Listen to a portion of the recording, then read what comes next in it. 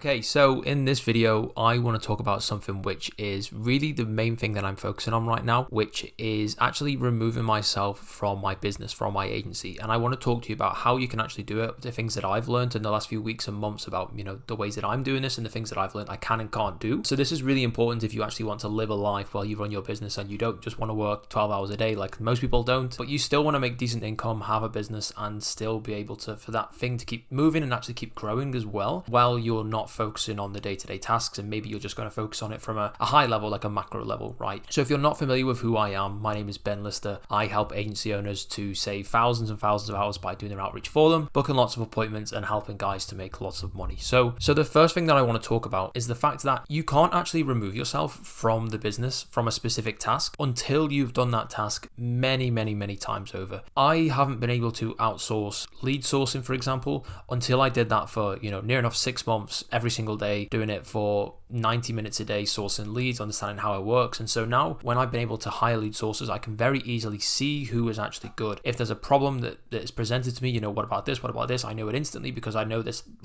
completely inside out. And so if I didn't know this, then I wouldn't be able to actually hire for that role. I couldn't pay someone to do this for me. I guess I could, but the quality of that is going to decrease dramatically. So if someone comes to me for help, they're not going to be able to get help because I don't know how to do it. And if someone basically gives me some work and say, okay, these are the leads, I have no idea how good they are in terms of quality. Obviously, I can do emails and actually test them that way, but I have no idea initially if the method that they are using is actually good enough or not. So by me having lots of knowledge about this, it means that I can remove myself and actually have someone do the work, if not just as good or if not better than what I was doing before. And so if you try to hire someone, whether this is for media buying, whether this is for lead source, whether this is appointment setting, whether this is anything else, if you are not better than that person initially at that role and you haven't done it inside your business, inside your agency first, you're never going to be able to outsource for it. If you do, it's going to go terribly wrong. You can try it if you want, but I know that it's going to go wrong because it's happened to me before when I've tried to outsource for stuff that I don't actually know myself. Then it does go wrong and I don't know what's going on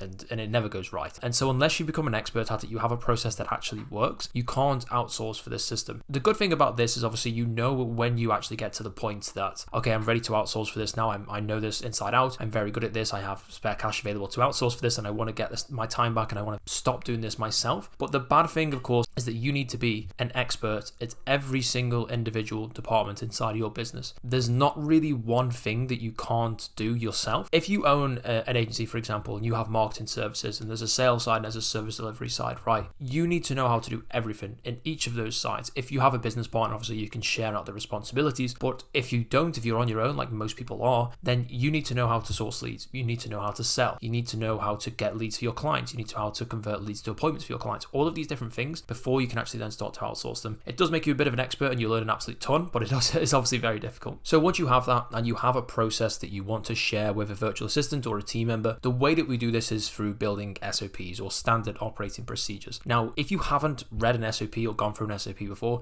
it's basically just a checklist or a list of things to do. It's often accompanied by a video or a screen recording telling you how to do this. So for example, you could very easily say that my lead sourcing video that I posted a few weeks ago is an SOP for how to source leads, right? And it's our method sourcing leads. And I could very easily give a virtual assistant our method for this and say, okay, here it is. And then they could do that, right? When it comes to SOPs, it's very, very difficult to actually build them, especially if the process is quite long, especially if it's, let's say a sales system, for example. If you were to build an SOP for a sales system, you need to cover every single point because the person who is doing this can't ask you questions. They can't, have different things to ask you at this point. Maybe if they get into the task and there's a problem or something like that, they have to ask you a question anyway. That's natural. But when it comes to understanding what is to be done, it needs to all be on the page. And this is very difficult because it's easy to forget certain things. It's easy to miss stuff out. Maybe the order's wrong. Maybe, it's difficult to explain some things and the person has to really go and do it. But if you have the skill of building SOPs, what you are doing is taking the idea in your head, the process that you built in your head that you've been doing for the last few months, you're putting it onto a page. And so now you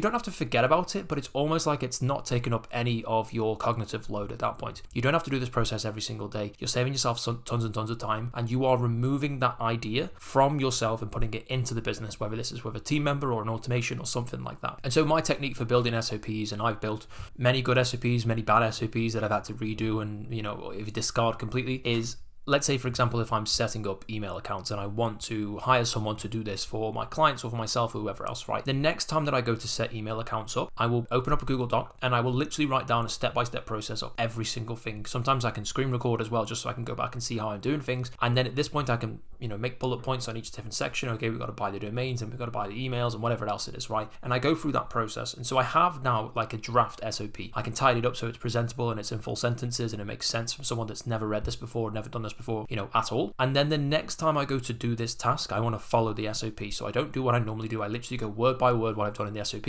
And this means that I can spot if there's a hole, if there's something, okay, this doesn't make sense. This, we have to do this step first, or, I forgot to mention this, whatever it is, we can actually go and do that. And this is the best way that I found to build SOPs. It takes a while. So for example, if you are building, like I said, for the email accounts, you don't have to build email accounts every single time. So this might take a few weeks to actually get right. And it might take you longer to outsource than you actually need to. So let's say you want to outsource now, but you need to wait twice to initially build the SOP and then to test it as well. And so this can take a little bit longer. But the process of actually doing this gives you such a higher quality SOP that I think it is more than worth it. And like I said, I usually just do like a step-by-step checklist, and then I do screen recording, so video as well, walking you through how to do this. So instead of just saying, click this button, click that button, or anything like that, I will literally just show you on a screen, okay, we do this, we do that. The golden rule when it comes to SOPs is obviously just to make sure that you are treating the person who is watching it, who is reading it, like they are a 5-year-old. Because if you talk about something which isn't explained, if you explain something and you kind of brush over it, you think that the person knows more than they actually do, then this is a recipe for a disaster, to be honest with you. If you don't have an SOP which, a 5-year-old could read and actually understand, then there's going to be hiccups and there's going to be questions, and it's not actually fully understandable because the person that you're hiring does not have the same experiences that you do. And so you need to make it as simple as possible. And that's what I found, at least. And then when it comes to completely removing yourself, automations is one of the best ways to do this. Now, this is something that I'm working through right now. It's incredibly actually difficult and quite daunting to actually go and do, but I'm slowly starting to figure out different tips and tricks now where not only do I can remove myself from the business, I don't actually need to hire someone for it because I can have a software or something like that to do it for me, which is a blessing. And when I figured some of these things out, it's like a weight has been lifted off my shoulder. It's like, why have I not been doing this before? But when it comes to specific automations, I can't tell you, do this or do that, because every business is unique. And if I told you all the different automations you could do, we might be here for several hours. But if you do want to look at a specific automation and you just have an idea,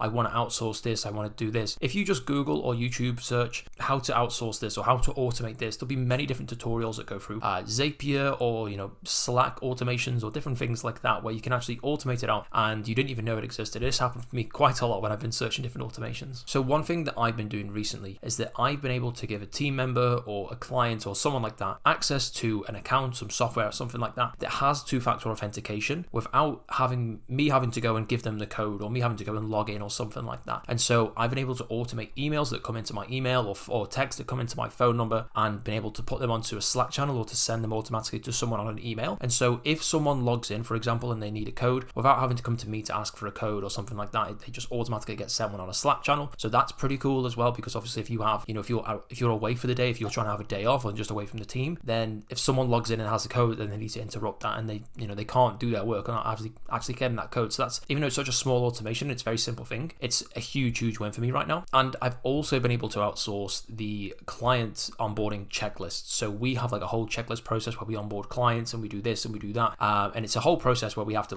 checklist it out and we say, we're going to do this, we're going to do this, we're going to do this. And I'm sure when it comes to, marketing services that most of you will be doing, adding the business manager, creating the copy, creating the actual ad creatives, different things like that. We have databases now inside of Notion where we can go and checklist a bunch of those out. So as soon as a client signs a contract, signs a form, something like that, we can have this uploaded. We can send a notification to someone on my team and they can go through the different lists of things, and it's all there for them, and they can get a notification, you have a task, this is when it's due, etc. And I don't have to delegate all this stuff now because it's all there and it's automatic, and it's pretty brilliant, to be honest with you. And these are just two examples of the automations that I've been doing on my side and things that I found recently that have been super helpful. And the last point that I want to make is that you can't actually fully automate everything. You can never remove yourself fully unless you have a CEO that you can hire. It's going to be a huge cost to you, and maybe your agency isn't at the point where you can hire a CEO. Unless you can get to that point, you've obviously still got to manage a CEO at that point. But most guys that are doing, less than 50k or even less than 100k per month, you can never really truly remove yourself. If something breaks, if there's a problem, the person who it ultimately comes down to is you. And so if the person you've hired to fix the problem and to address the task can't actually do it, the first person they're going to talk to is you. And you can have different steps in there. So you can have a manager that knows this and that. But ultimately, you know the most things out of anyone in the agency because you are the owner and because what I said at the start. So because you know everything and because you have done all the different tasks and you're the one who initially started these tasks, then go and outsource them, you're the one that really knows that it all comes together. And like I said, you could hire that person, the CEO, who does everything for you, and they, you can give them all your knowledge. But ultimately, because you are the owner, the responsibility does stop with you. And so if someone can't figure it out, if there's an issue, if there's a problem, it's actually your responsibility to go and solve that, which of course you know. And so in my opinion, you can never fully remove yourself, but in order to have, several days off or weeks off at a time and really go missing and focus on other things, it is possible. But to completely remove yourself, I don't think is 100% possible, unless of course you just scale to like a crazy height and you hire a CEO that's on a really big salary, maybe a big bonus as well, and you just pay them to do absolutely everything, which is then going to eat into your profit margins. That's a whole nother topic for another video. But if you are looking to sign clients on a done for you basis, go ahead and click the first link in the description. We're not going to ask for your email or your phone number or anything like that. It's literally just a video of me explaining how we do this and results we've had in the past and things like that. But if you did enjoy the video, go ahead and click the like button, comment below if you want me to cover any topics specifically, and subscribe if you are interested in seeing more. Appreciate you watching this one to the end. Cheers.